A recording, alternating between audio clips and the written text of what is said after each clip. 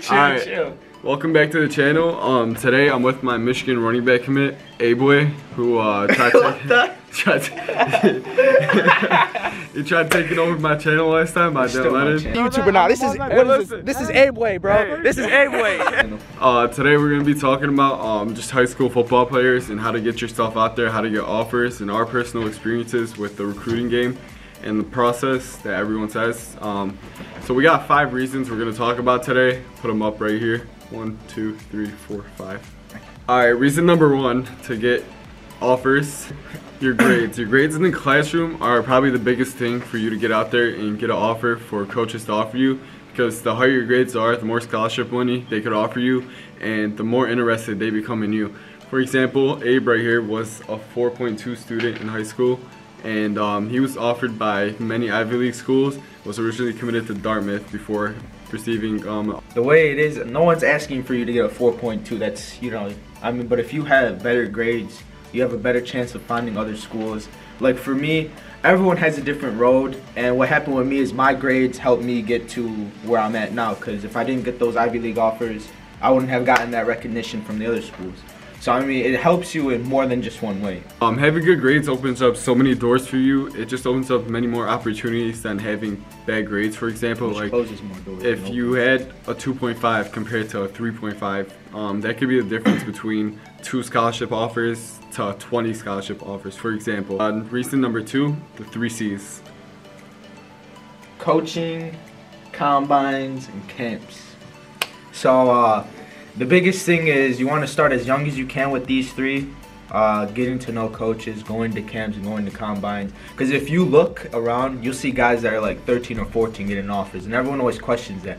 But that's because they're getting themselves out at such a young age, and the coaches love seeing it. So so the first thing about those 3 is know as much coaches as you can, go to as much combines as you can, go to as much camps as you can. Make sure you're going to those big ones.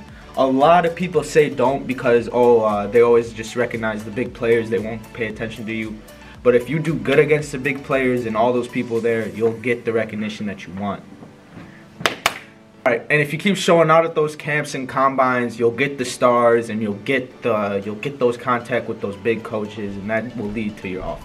Alright, reason number 3 is the weight room. Like he was talking about, if they see all these players that are 13 and 14 with offers, those players get themselves in the weight room. For example, if a coach was to look at someone 17 on varsity compared to someone 14 playing varsity, and the person 14 looks a lot more in shape than the person at 17, that's potential, and that's just you being a harder worker than that guy. For example, I'm using my personal experience. My freshman and sophomore year, I did not work out, and I did not work out because I had less motivation too, because I wasn't playing. I'm not going to work out because what's the point of it? I'll just work out when I become a junior or a senior and eventually play. And that screwed me up big time, because I feel like if I was to work out my freshman and sophomore year and get myself more out to camps, which I did not do either, that's a part where I screwed up. I feel like I could have had bigger offers than I did.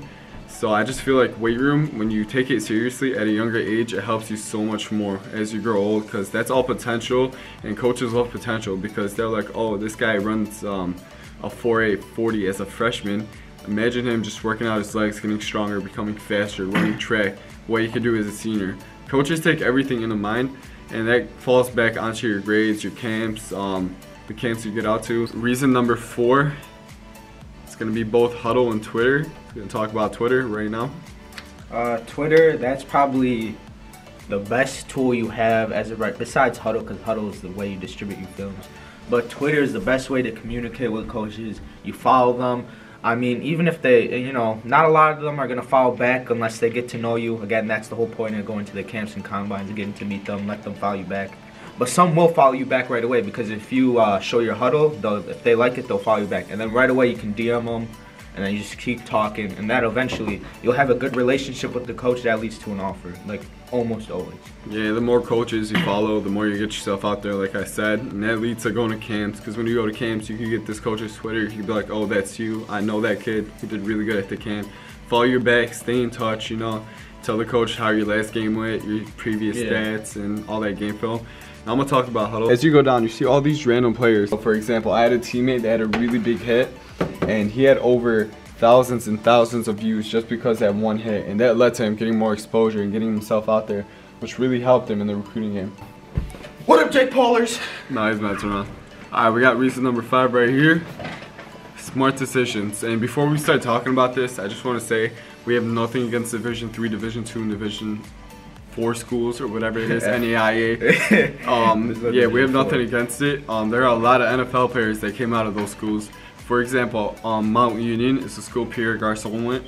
He's an NFL wide receiver, and he played at a Division III school because he had no exposure growing up.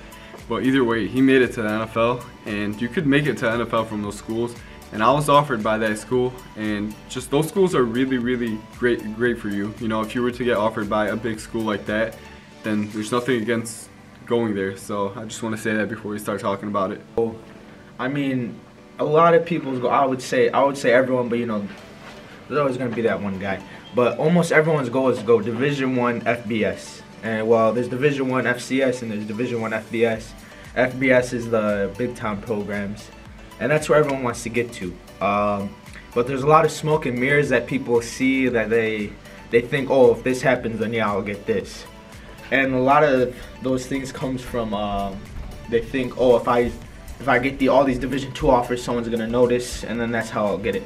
And so they'll spend a lot of times at going to camps, such as like, you know, Division III school camps and Division II school camps. And why I said there's nothing wrong with that, but if your goal is to go Division I FBS, the best way to do that is just directly going to them. Don't make the decision of saying, oh, if I get this offer here, then I'll get this one. Go directly for that offer right away, especially going at a young age too. Do not wait. And those smart decisions fall back on all our 5 reasons. You gotta have good grades, you know, just you being good on Twitter and you having good film. Your good film leads you a lot of places. And you just working out, getting yourself bigger than everyone else, faster and stronger than everyone else. That's gonna help you. Yeah, so you just gotta stay working, stay grinding. And those are our 5 reasons. And my boy right here is going to Michigan. So yeah, I hope he's gonna kill it over there. I got another teammate going there. I'm a Michigan State fan, so I still respect it though. So good luck to all of everyone. For it.